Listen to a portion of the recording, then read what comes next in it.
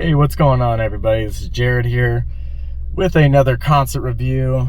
My voice might be a little bit hoarse because I was screaming so much watching the Denver Nuggets Game 1 victory against the Oklahoma City Thunder that just ended.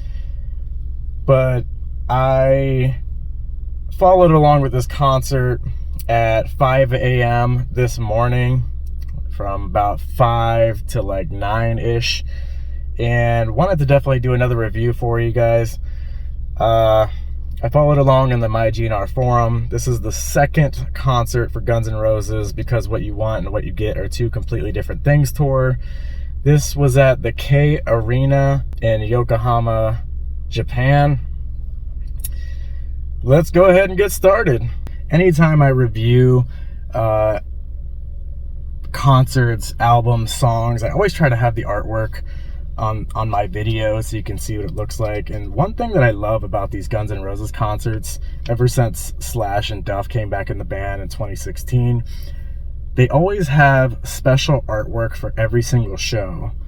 And I thought that was so awesome that they did that back in 2016, but I especially think it's awesome that 9 years later they still do it for every single show. You can go to any show that you go to, you can get a lithograph of the specific show. And as you can see, I have the artwork next to me right here, and I saw some fans were not really not big fans of this artwork. But once again, just the fact that they do this and they put the effort in to do this every single show to this day, I think is just so awesome, and they need to continue to do that. Such a little cool thing that always resonates with me every single concert. So this is one that started about 20 minutes late, and I say it started about 20 minutes late, but now I'm starting to wonder if maybe they're just giving a few extra minutes for the fans to file in, because the last show was 30 minutes late, and I don't know how accurate that is as far as if they're actually late or if they're just giving the fans a little bit more time to file in. So either way, it said showtime was 6 o'clock local time, and it started at 6:20 local time. And yeah, the show started with Welcome to the Jungle again. So 2 shows in a row that they started with Welcome to the Jungle. I was talking to another fan, and he was kind of wondering if It's So Easy was going to come back into the starting role there. And it looks to be Welcome to the Jungle solidified as of right now. One thing I will say about Welcome to the Jungle is I thought Isaac Carpenter had a more Frank Ferrer type of drum like start to this song, if that makes sense. The way that he kind of led into the song, which is a little different than the last show in my opinion. Axl came out, and at one point he mentioned he was speaking to the crowd in the middle of the song, and he said Tokyo, and then later on in the song he said Yokohama. And I wondered if that was a mistake or if he meant to do that. So I looked to see how close Tokyo is to Yokohama, and it is 45 minutes away, so I guess Yokohama is technically a suburb of Tokyo. But I still wonder if that might have been a little fuck up on Axl's part, or if he meant to say both. Not a big deal, but just an observation. So then Isaac Carpenter starts to bust into Mr. Brownstone number 2. And then they basically told him to stop, and then they went into Bad Obsession instead. So not a big deal, just a funny little thing, a little false start there with Mr. Brownstone. It actually reminded me of Matt Sorum on the Use Your Illusion tour when he was a rookie. And there was a show, I remember, he accidentally started with Mr. Brownstone, and they had to, make that little adjustment. Then they did Chinese Democracy, Slither, the Velvet Revolver cover, Live and Let Die, the Wings cover, Mr. Brownstone, Estranged, and then we have the tour debut of You Could Be Mine. One that I'm not surprised entered the set list on this show. I assumed that it would definitely be played a lot on this tour. It's always played a lot on every tour. They didn't play it last show due to curfew, so they kind of cut the set short a little bit. And this is one that I definitely expect to see on the set list every single night, really, for the most part. Then they did Double Talk and Jive. And then number 10, Knocking on Heaven's Door, the Bob Dylan cover. Once again, doing Knocking on Heaven's Door pretty early in the set, in my opinion. The 10th song. It's interesting to see.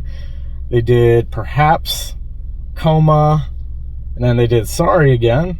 So Sorry might be one that they're really digging right now and kind of just staying in the set list right there in the middle. And speaking of the middle, once again, It's So Easy right after that, right in the middle again, instead of at the start of the show. I will say, in my opinion, out of all the songs that I've heard, this is the one that I think Isaac Carpenter needs to work on a little bit more. He needs to get that one down better, in my opinion. One that I'm not a huge fan of as of right now. But I mean, it's the second show. I'm not crucifying him by any means. I'm sure he'll get it down eventually. They did Rocket Queen after that. I remember Megan / girlfriend recorded this one, and I was watching that live stream, and I was watching Betta's live stream at the beginning of the show on Welcome to the Jungle. Then number 16, the live debut of Thunder and Lightning, the Thin Lizzy cover with Duff on lead vocals. This is one that's not surprising. We Guns N' Roses fans had an idea that this one was coming, and this is one that's never ever been played before by Guns N' Roses.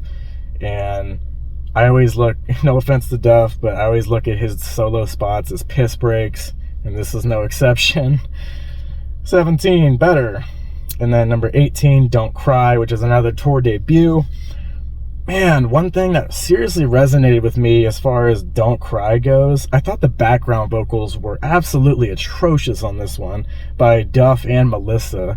I listened to this clip multiple times of how bad they sounded in the background and just could not stop laughing my ass off. And once again, I think the background vocals are higher in the mix on this tour so far.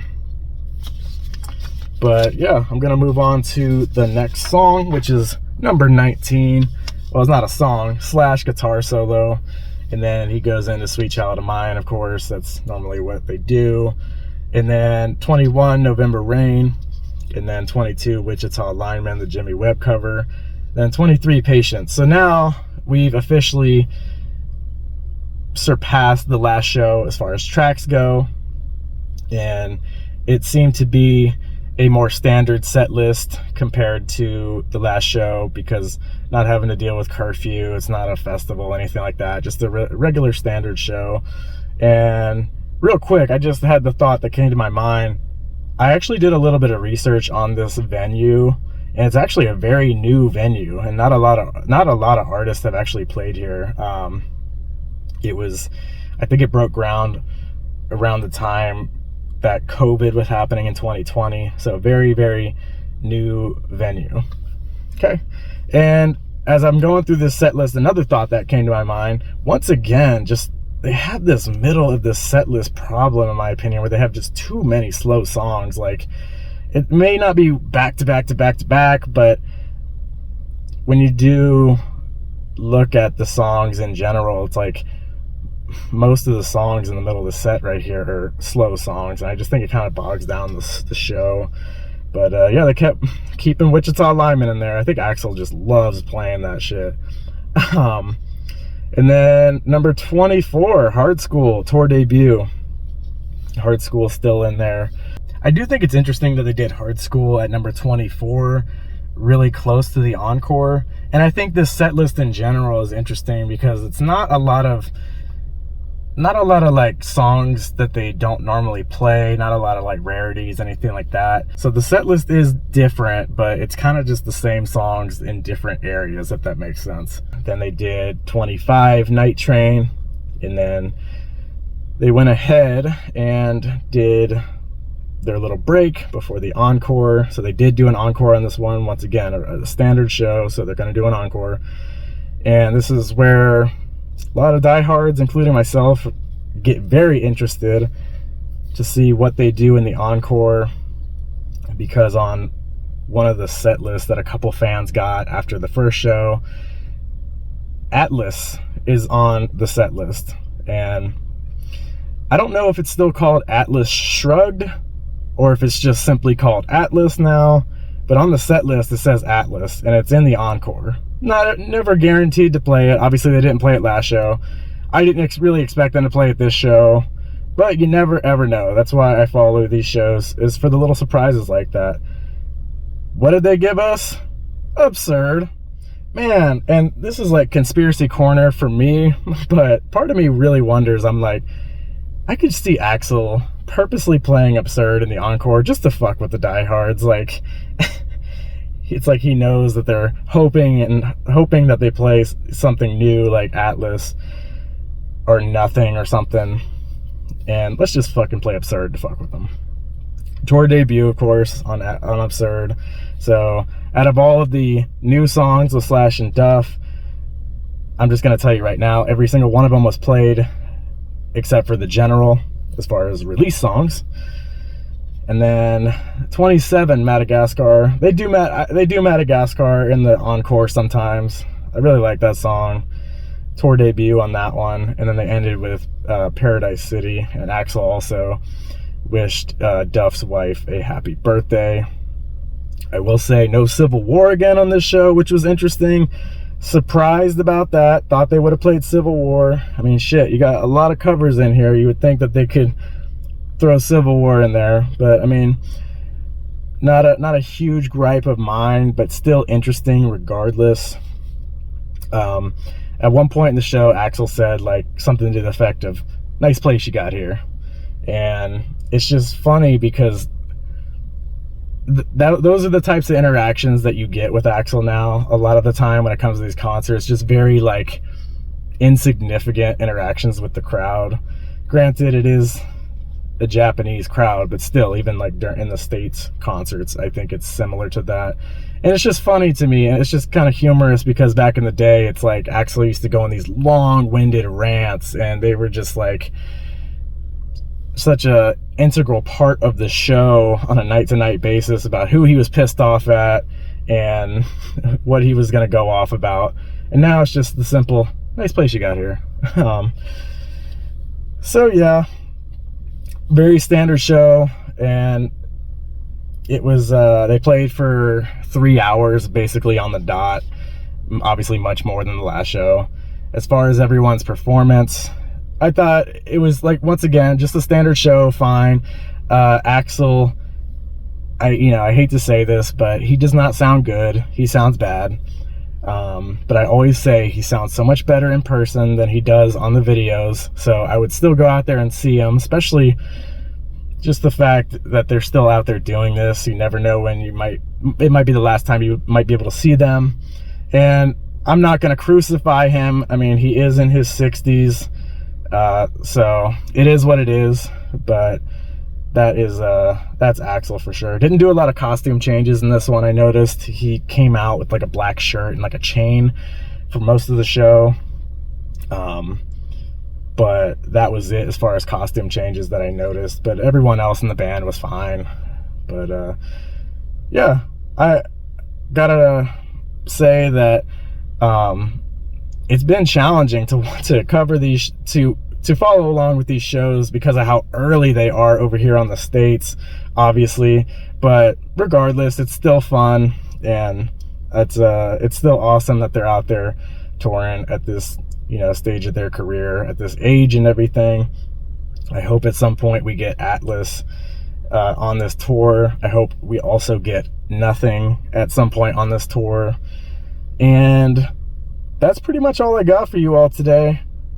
Hope you all enjoyed this another concert review I got going on here, and I hope you can please comment, like, and subscribe. I would really appreciate it. Check out my other videos, and feel free to follow me on social medias. I have them in the description, and feel free to reach out to me. I try to respond to every single comment, and I genuinely appreciate when I get feedback, and you all subscribe and like my videos and everything. It's a lot of fun to do these videos, so thank you. All right, thank you once again. Please comment, like, and subscribe, and I'll see you on the next one.